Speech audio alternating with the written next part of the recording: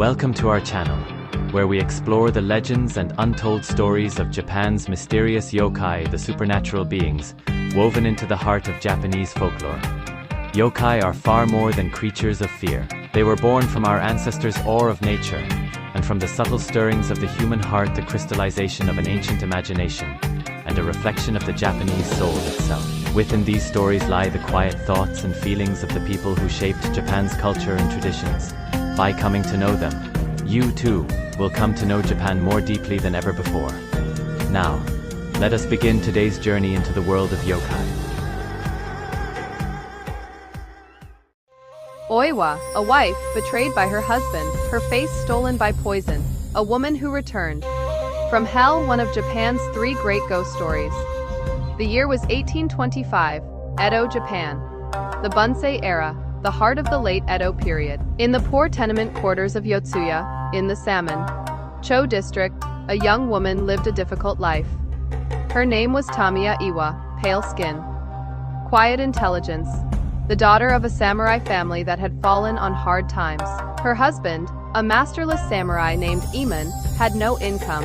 Iwa held a newborn child in one arm and worked piecework with a needle in the other, late into the night. But she did not lose her pride. As the daughter of a samurai, she believed it was her duty to honor her husband and to protect her household, no matter how poor. What Iwa did not know was that her husband had already given his heart to another woman, the wealthy daughter of a neighboring family. Her name was Ume. Iemon made his decision. Iwa had to disappear. But to draw a sword on a samurai's wife would bring punishment, so he chose another weapon, poison. This is medicine for your recovery from childbirth. With those words, he placed a folded paper of powder into Iwa's trusting hand. She believed her husband, and she drank. At first, only a faint numbness. But by the time dawn came, Iwa looked into the small bronze mirror at her bedside, and she saw her right eyelid had drooped, sagging heavy and closed. Dark welts had spread across her face from her temple to her jaw, and when she ran a comb through her once beautiful hair, the hair came away in her hands, strand after strand falling in dark coils to the floor. She understood. Then, this was not medicine. This was poison. Given to her by the hand of her own husband. Iwa did not weep. She did not scream. She held the fallen hair in her hands and stared into the mirror in silence. What burned in her face was not despair. It was the slow, patient kindling of an eternal hatred. That same night, Iwa died. Iemon was not finished. To silence a witness, he also murdered a household servant who had seen too much. He took both bodies and nailed them, with iron spikes, to a single wooden door panel, one body on each side. And in the dead of night, he threw the door into the dark waters of the Konda River. No one will know, he thought. Iwa is gone. But the river had other plans. The wooden door drifted downstream and washed up against the muddy bank beneath a moonlit bridge. The townspeople who found it recoiled in horror. On one side of the door, the half-decayed face of Iwa. On the reverse, the body of the servant, two souls nailed to a single board. The legend of Itageshi, the door that turns, was born that night. The story spread through Edo like a fever, but Iemon felt nothing. Only days after Iwa's death, he held his wedding ceremony with his new bride, Yume. The night of the wedding, beneath the glow of crimson paper lanterns, the new bride sat beside Iemon in her white wedding kimono, her face hidden beneath the traditional white tsunokoshi headdress. Iemon raised his sake cup. He smiled. His new life had begun. Then he turned to look upon the face of his bride, and his entire body froze. Beneath the white headdress was not the face of Ume. The drooping eyelid, the dark welts, the patchy, falling hair. It was the face of Iwa. Iemon screamed.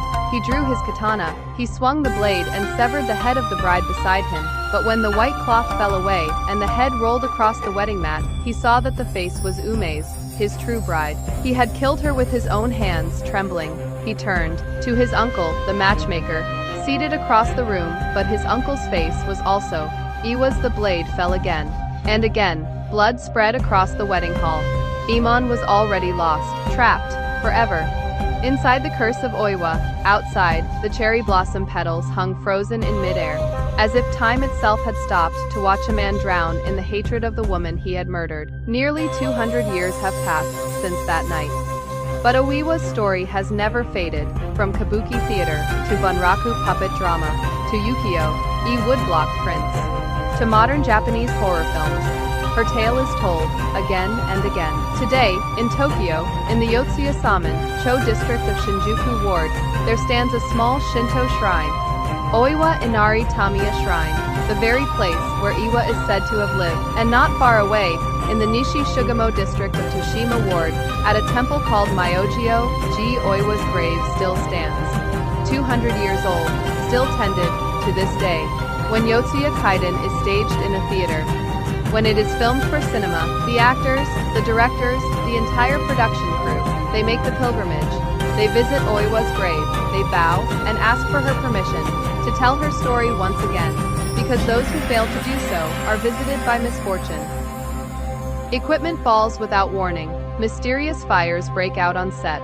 Performers are injured under circumstances no one can explain. Such incidents have been reported again and again, across 2 centuries of Japanese theatrical history. 200 years have passed.